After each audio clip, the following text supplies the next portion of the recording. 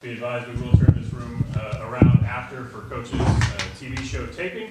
Coach, when you're ready, take it away. Oh, man. What a game. That one, that was amazing. I've been a part of a bunch of crazy moments. That was one that went our way, and just thankful for the favor that we had tonight. Just first of all, man, I'm just thankful for the favor that the Lord showed on us tonight. I mean, because that was a game, obviously, that could have gone either way, and both teams battled their tails off. I mean, I think both teams deserve a lot of credit for the competitive spirit and fire. Both teams just fought and battled, and there was, times where you're like, we're going to win it, and then it was like, oh, this ain't good. We're going to win it. Oh, this ain't good. It was kind of, back and forth, and we made enough mistakes to lose the game. And they made, obviously, mistakes too, but we just made just a couple more critical plays than they did. Obviously, we made the kicks. They missed kicks. The extra point was huge, obviously. You never know when those things are going to kind of come back to get you. Obviously, the just debacle on the goal line on 4th and 1, and oh my goodness, on 3rd down and 4th down, the fumble, and then we just, supposed to hand the ball to the back, and we turned around and tried to hand it to Peter, and that was just unbelievable. And so we had some critical mistakes, but the defense went and got a big stop. That was a huge 3-and-out with pin deep, and then the offense goes right back down and scores. It was just incredible. And get another 4th and 1, and just a gritty run by 8, and just everybody just getting him in the end zone. And then obviously they get the trick play, and get back down there.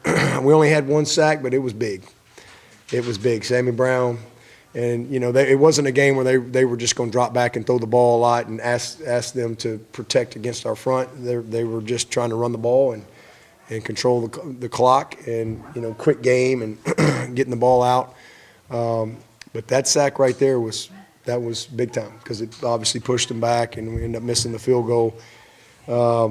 And then we go out there and, we got a chance to put it away right there, and we didn't do it.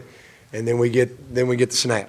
I mean, it's just like you got to be kidding me. And,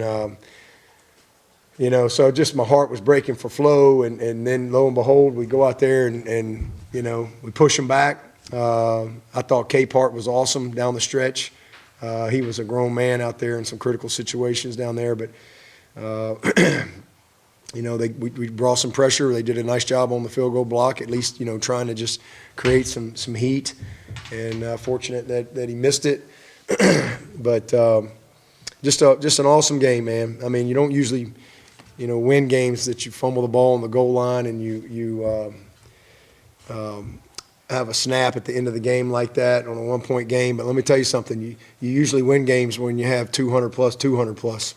You usually win games when you score 45 points too. And we've lost games this year in both of those situations. So, hey, man, you got to take the good with the bad. And tonight, it went our way. But the credit belongs to the players, because they just never quit. I mean, they just hung in there and battled, and it's just special to see. I mean, I can't even put it into words, and I told it to the staff this week, like, the tougher this season has gotten, the closer this team has become, the stronger that they've gotten. The more pain and the more disappointment, the more they've dug in. And it's just been amazing to witness it.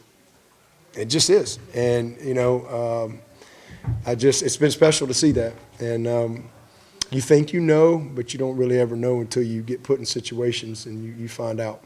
But this is an amazing group. I mean, they just battle. I mean, Cade, he battles. He made some mistakes tonight, but he battled. How about Adam Randall, 15 for 105, 2 touchdowns. Antonio, 7 catches. I mean, Walker Parks out there just fighting with everything he's got, a 6-year guy. Cade, a 6-year guy, and just awesome. AV, that's a Clemson record for a DB. That's his 7th forced fumble in his career. So just an incredible job. And you know, from a defensive standpoint, it's always about points. And I don't know, that's got to be one of the fewest points that Coach Brohm team has had at Louisville, because he's one of the best. They do an amazing job with their team, their personnel, their scheme, and you know, so to hold them to 19 points was awesome. But to me, special teams won this game. Special teams won it. A couple more field goals. That's 10 in a row. That's 10 in a row for Hoosier. 10 in a row. And, you know, Jack Smith, as much as, you know, everybody wanted to just, you know, create all kind of stories and narratives, and Swinney's crazy, and we don't get a portal punter, and, you know, maybe, just maybe, we might have a little bit of an idea of what we see at practice every day. And maybe that can be a lesson moving forward before we start crucifying people. A kid ain't even had a chance to play. This kid has been an MVP for us this year. And it's amazing because not one nice word was said about Jack Smith in the offseason. Nothing. And he has been amazing all year. All year. And that play he made tonight, listen, that's a tough situation, but he didn't make it worse. You know, he just covered the ball and gave us a chance to play defense. And, man, I'm just really proud of him. 4 or 5 inside the 20. We were really concerned about that returner. 0 return yards. Awesome job placing the ball, and just a great job. And listen, man, my heart just broke for Flo, because same thing. We don't have a more Clemson guy than Florenzo. And you know what? Nobody even probably knows who he is, but they knew who he was tonight. And I'm sure there was a lot of hate going on social media on Florenzo, because he made one bad play in 5 years. In 5 years. And he didn't think he was going back in. Lo and behold, we got to go back in there, and he didn't think he was going back in there. I said, oh, no, you're going back in there. There ain't nobody I believe in more than Florenzo.